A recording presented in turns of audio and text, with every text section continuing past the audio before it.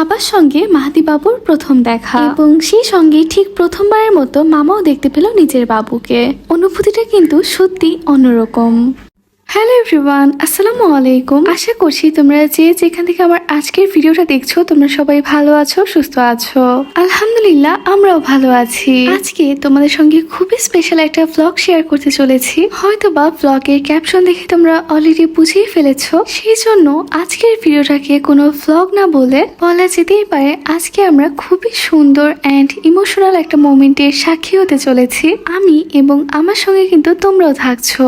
এখন কিন্তু অনেক রাত, ঘড়ির কাঁটায় ঠিক রাত 2:10 বাজছে এখন। যদিও অনেক রাত, তবুও কিন্তু আমাদের ছোট্ট মাহাদি এখন অব্দি জেগে আছে এবং ফুল এনার্জি সহকারে মাহাদি এবং ইতিয়ামিকে নিয়ে আমি, আয়ান এবং মামুনি বের হয়ে পড়েছি এয়ারপোর্টে যাওয়ার উদ্দেশ্যে। কারণ আজকে সেই সুদূর ইতালি থেকে আমার মামা এবং মাহাদির বাবা আসতে চলেছে। গত বছর অক্টোবর মাসে যখন আমাদের সবার চোখের মনি অতি আদরের ছোট্ট মাহাদি ভাইয়াটার জন্ম হলো, তখন আমি তোমাদের সঙ্গে একটা ভ্লগ শেয়ার করেছিলাম। আর তারপর থেকে যারা আমার রেগুলার ভিউয়ার্সরা আছো, আমার ভ্লগে তোমরা কম বেশি সবাই প্রায় মাহাদিকে দেখেছো। অ্যান্ড আমার এই ছোট্ট পেজের মাধ্যমে আমার ছোট ভাইয়াগুলো তোমাদের অনেক অনেক ভালোবাসা এবং দোয়া পেয়েছে। সেই সঙ্গে তোমাদের সবসময় কিউরিয়াসিটি ছিল যে মাহাদি বাবুর বাবা কোথায়। আজকে অবশেষে মাহাদি দেখা হতে চলেছে ওর বাবার সঙ্গে, এবং সেই সঙ্গে তোমরাও দেখতে পাবে মাহাদি বাবুর বাবাকে। মামা যেহেতু দেশের বাইরে ছিল, সেই জন্য আসলে এতদিন ইচ্ছা থাকা সত্ত্বেও বাংলাদেশে আসা পসিবল হয়নি। যে বা যারা বা তোমাদের কারো ফ্যামিলি মেম্বার্স অ্যাব্রোডে থাকলে অবভিয়াসলি তোমরা জেনে থাকবে বিভিন্ন রকমের অবস্টেকেলস থাকে তাদের জীবনে।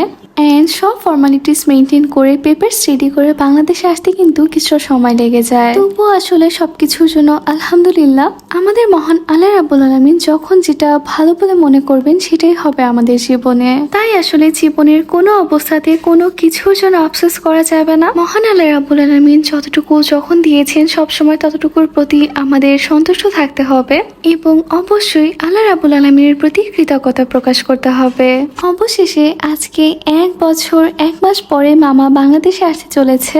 অ্যান্ড অলরেডি মামা ঢাকায় ল্যান্ডও করে ফেলেছে, যেহেতু আমাদের পাশে এয়ারপোর্টের খুবই কাছে। আর এত রাতে রাস্তায় ট্রাফিকও ছিল না, এই জন্য মাত্র 5 মিনিটের মধ্যে আমরা এয়ারপোর্টে পৌঁছে যাই। আজকে অনেকদিন পর এয়ারপোর্টে আসা হয়েছে আমাদের। এই 5 মান্থে অনেক কিছু চেঞ্জ হয়ে গিয়েছে এয়ারপোর্টে। টার্মিনাল 3টা দেখছিলাম, খুব সুন্দর অ্যান্ড বড় করে করা হয়েছে জায়গাটা। তবে আসলে বাইরে থেকে দেখে মনে হলো না যে টার্মিনাল 3 ইউজ করা স্টার্ট করেছে সবাই। তো I am not sure about it. কারো যদি জানা থাকে তোমরা প্লিজ কমেন্ট করে জানিও। এই তো তোমাদের সঙ্গে ইনফরমেশনস গুলো শেয়ার করতে করতে অলরেডি আমরা এয়ারপোর্টে পৌঁছে গিয়েছি। তোমরাই বলো তো কারো চেহারা দেখে কি বোঝা যাচ্ছে এখন রাত 2:15 বাজতে চলেছে? আলহামদুলিল্লাহ সবাই অনেক এক্সাইটেড ছিলাম আমরা। যদিও মাহাদি বাবু অনেক ছোট, ও এত কিছু বুঝতে পারছিল না, তবে এতটুকু বুঝতে পেরেছি যেহেতু আমরা বাসা থেকে বের হয়েছি, আমরা কোথাও বেড়াতে এসেছি হয়তোবা। আজকের এই ভিডিওটা স্পেশালি মাহাদির জন্যই করা আমার। ইনশাল্লাহ ভাইটা বড় হয়ে দেখতে পাবে ওর বাবার সঙ্গে ওর প্রথম সাক্ষাতের দিনটা কেমন ছিল। কেন জানো, এয়ারপোর্টে আসলে আমার কাছে অনেক বেশি ভালো লাগা কাজ করে। স্পেশালি এই অ্যারাইভাল টার্মিনালে আসলে যে কারোর মন ভালো হয়ে যাওয়ার মতো। এত রাত হয়ে গিয়েছে তবুও কিন্তু কারো চোখে ঘুম নেই। সবাই হয়তোবা সবার প্রিয়জনকে রিসিভ করার জন্য অধীর আগ্রহে দাঁড়িয়ে আছি এয়ারপোর্টের বাইরে। অ্যান্ড আমরা যখন পৌঁছেছি তখন মাত্রই 2-3টা ফ্লাইট ল্যান্ড করেছে, এই জন্য অনেক অনেক মানুষের ভিড় ছিল। আর বাংলাদেশ এয়ারপোর্টের কথা আমি নতুন করে আর কি বলবো, যতবারই আসি ততবারই আসলে অনেক বেশি খারাপ লাগে। মানে কেন আমাদের দেশের এয়ারপোর্টে এরকম। আমরা যারা আমাদের ফ্যামিলি মেম্বার্সদেরকে রিসিভ করার জন্য ওয়েট করি, অ্যারাইভাল টার্মিনালের এরিয়াটা খুবই বাজে। যেহেতু একদমই ওপেন স্পেসে, এখানে এসিতে অনেক দূরের কথা, একটা ফ্যানের পর্যন্ত ব্যবস্থা ছিল না। আর মামার হচ্ছে লাগেজগুলো কালেক্ট করতে লেট হচ্ছিল, কারণ এই লাগেজ খুঁজে পাওয়া কিন্তু বিশাল একটা হ্যাসেলের ব্যাপার। এইদিকে গরমে আমার 2 ভাইয়ের তো অবস্থা খারাপ হয়ে যাচ্ছে। এত গরমে আমরা বড় মানুষরাই ঘামছিলাম, আর ছোট ভাই দুটা খুবই অস্বস্তি বোধ করছিল। আবার আজকে হচ্ছে মাহাদির শরীরটাও খুব বেশি একটা ভালো না, এই জন্য ছোট ভাইটার অনেক বেশি কষ্ট হয়েছে। আর আয়ান তো মাশাআল্লাহ একটু বড় হয়েছে, ও বুঝতে পারছিল যে মামা আজকে বাংলাদেশে আসবে। এই জন্য আয়ানের কষ্টের চাইতে এক্সাইটমেন্টটাই বেশি কাজ করছে। অ্যারাইভাল টার্মিনালের সামনে তাকিয়ে থাকলেও যেন মনটা ভালো হয়ে যায়। গেট দিয়ে এক একবার এক একজন বের হচ্ছে আর তাদের প্রিয়জনরা ছুটে যাচ্ছে তাদের কাছে। কারো হয়তো বা আপনজনের সঙ্গে কয়েক বছর পরে দেখা হচ্ছে, কেউ বা আবার ঈদ করতে বাংলাদেশে এসেছে প্রিয়জন পরিবারের সঙ্গে। সবার চোখে মুখে যে একটা এক্সাইটমেন্ট, হ্যাপিনেস, এটা দেখলেই মন ভালো হয়ে যায়। তবে অন দ্যাট মোমেন্ট বাবাকে অনেক বেশি মিস করছিলাম, যেহেতু বাবা এবার ঈদের আগে বাংলাদেশে আসতে পারছে না। এই জন্য বাবার জন্য অনেক মন খারাপ হচ্ছিল।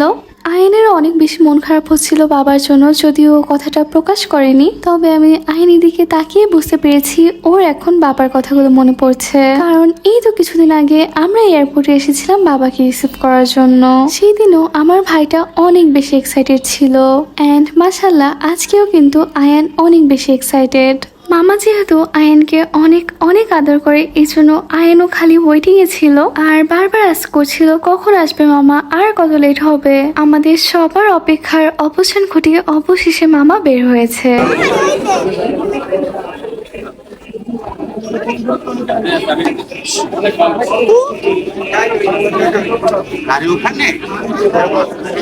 মামুনি যেহেতু মাহাদিকে নিয়ে কিছুটা দূরে ছিল, এই জন্য মামুনির আসতে একটু লেট হয়ে গিয়েছে। যাই হোক, বাবা ছেলের সাক্ষাতের পর ওদের রিয়াকশনটা কেমন ছিল এটা তো তোমরা এখন দেখতেই পাচ্ছ।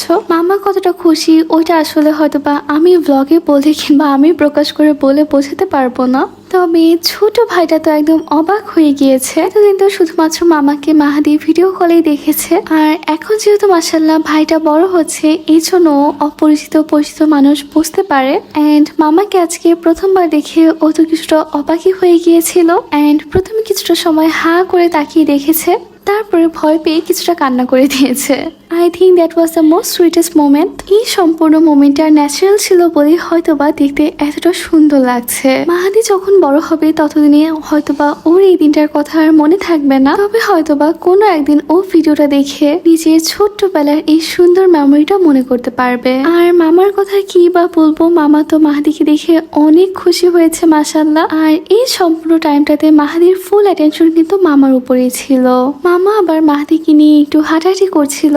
এই মোমেন্টগুলো হয়তো বা ভ্লগে শেয়ার করার মতো কিছু না, কিন্তু ওই যে বললাম আমি আমার পরিবারের জন্য, স্পেশালি মাহাদির জন্য, মামার জন্য, ইতিহামের জন্য একটা মেমোরি হিসেবে রেখে দিচ্ছি। অ্যান্ড তোমরা যারা আজকে ভ্লগটা দেখছো, প্লিজ তোমরা মন থেকে দোয়া করে দিও মাহাদি বাবুর জন্য। তারপরে তো অবশেষে মাহাদিকে একটু ভালো পোজে পাওয়া গিয়েছে, তাই এই সুযোগকে আর মিস করা যায় বলো। এই সুযোগে আমি কিছু সুন্দর পিকচার্স ক্লিক করে দিয়েছি ওদেরকে। তারপরে তো আমরা বাসায় আসার উদ্দেশ্যে রওনা দিয়ে দিই। অ্যান্ড এগেইন যেহেতু কোনো ট্রাফিক ছিল না, উইদিন 5 মিনিটস আমরা বাসায় পৌঁছে যাই। অ্যান্ড আমাদের বাসায় পৌঁছাতে ঠিক রাত 3:50 বেজে গিয়েছিল। সো তোমরা বুঝতেই পারছো আমাদের ওয়েটিং আওয়ারটা কিন্তু যথেষ্ট লং ছিল আজকে। মামা বাংলাদেশে আসা উপলক্ষে ইতিহামে একটা সারপ্রাইজ কেকের অ্যারেঞ্জ করেছে। It was a chocolate customise cake from one of our most favourite cake page on Facebook. And পেজটার নাম হচ্ছে ঘরোয়া স্বাদ। এটা মেবি আমার 3rd টাইম পারচেস ছিল আপুর কাছ থেকে। অ্যান্ড ট্রাস্ট মি, আপুর কেকগুলো অনেক বেশি ইয়াম্মি হয়। অবভিয়াসলি ইট ওয়াজন্ট পিয়ার, আমরা নিজেরা কাস্টমাইজ করে অর্ডার করেছি। তবে ভালো জিনিসের প্রশংসা করতে কিন্তু সবসময় ভালো লাগে। তোমরা যারা ঘরোয়া স্বাদ পেজ থেকে অর্ডার করে আপুর কেক ট্রাই করেছো, তোমরাই জানো আপুর কেকগুলো খুবই সফট হয়। তো I don't have a sweet tooth, but তবুও আমার কাছে আপুর কেকগুলো অনেক বেশি পছন্দের। আর ইতিহামে যেমনটা চেয়েছিল আপু ঠিক সেভাবে করেই ডেকোরেট করে দিয়েছে কেকটা। অ্যান্ড কেকটার ফিনিশিং লুক দেখতে কেমন হয়েছে তোমরা কিন্তু কমেন্ট করে জানাতে ভুলো না। আমাদের কাছে তো কেকটা অনেক বেশি পছন্দ হয়েছে। যাই হোক, মামা বাসায় আসার সঙ্গে সঙ্গে আমরা কেকটা কাট করে ফেলি, কজ কেকটা বিকালে ডেলিভার হওয়ার পর থেকে আমরা আর ওয়েট করতে পারছিলাম না কখন কেকটা টেস্ট করতে পারবো। তবে আলহামদুলিল্লাহ এখন মামা সহি সালামতে বাসায় পৌঁছেছে, অ্যান্ড আমরাও ট্রাই করতে পেরেছি এই মজার কেকটা, আলহামদুলিল্লাহ।